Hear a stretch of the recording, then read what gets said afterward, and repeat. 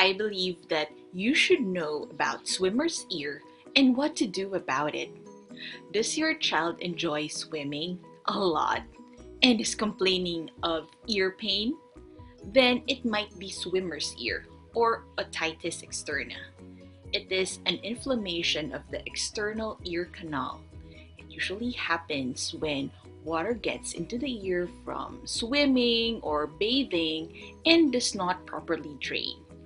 In this video, we'll talk about what is swimmer's ear or otitis externa, what are the signs that your child has this infection, how do doctors treat it, what things can you do at home to help your child, how to prevent it, and when should you worry and call a doctor. Hi, I'm Dr. Kristine Alba Kiat. I'm a board-certified pediatrician, and my mission is to help moms and dads deal with child health problems to raise happy and healthy kids. Swimmer's ear. Swimmer's ear is also known as otitis externa.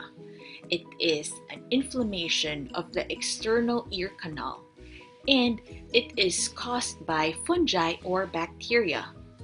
Water that gets trapped in the ear canal can be a source of infection of this bacteria or fungi. But you don't have to swim to get swimmer's ear. Anything that injures the skin of the external ear can lead to infection.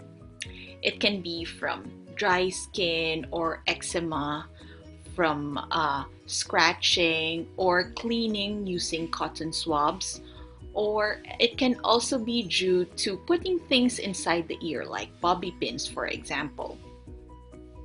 So, what are the signs that your child has swimmer's ear? The main sign is ear pain. It is especially painful when the outer ear is pulled or pressed on. The child might also complain of pain when chewing, and there might be a full feeling inside the ear or that uncomfortable feeling. The outer ear might also appear red or swollen, and the lymph nodes around the ear might be tender to touch and might appear enlarged. There might be discharge coming out. It might be clear at first, and it can turn cloudy or yellowish or pus-like. When this happens, your child's hearing might be temporarily affected. Most kids with swimmer's ear don't have fever though. So, how is otitis externa treated? Your doctor would diagnose otitis externa by examining your child's ear using an otoscope. Treatment would depend on how severe or how painful the infection is. Usually, your child's doctor would prescribe eardrops containing an antibiotic in combination with medicine that would reduce swelling. Usually, the eardrops are given several times a day for 7 to 10 days. In some cases where the swelling is severe and it is hard to get the medicine in, your doctor might insert a wick to help deliver the medicine inside your child's ear. For severe infections, in some cases, your doctor might also prescribe oral antibiotics. Your child usually would feel better in a day or two. It is also best that during treatment, you keep your child's ears dry, and it might be helpful to delay washing or shampooing in your child until the inflammation has gone down. What else can you do to help your child with swimmer's ear? And what are the ways to prevent it? And when should you worry and call a doctor? But before we go to that, are you expecting a baby? How much better life can be when things are under your control upon baby's arrival. When you know how to go about breastfeeding and how often to feed your baby. When you feel confident in dealing with a crying, fussy baby. You know the signs that when should you worry and call the doctor. You would know and understand baby's sleep schedule. You would know how to take care of yourself and how to deal with postpartum depression.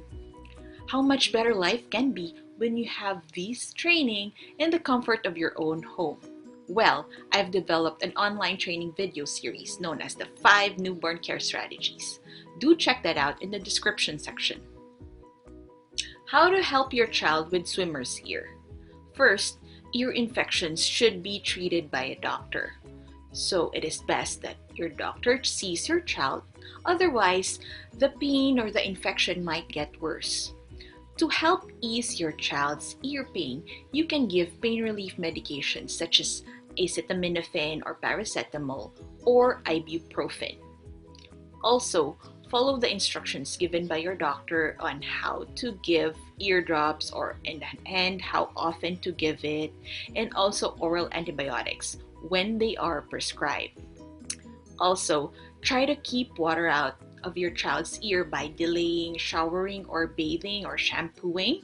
Or what you can do is you can put earplugs.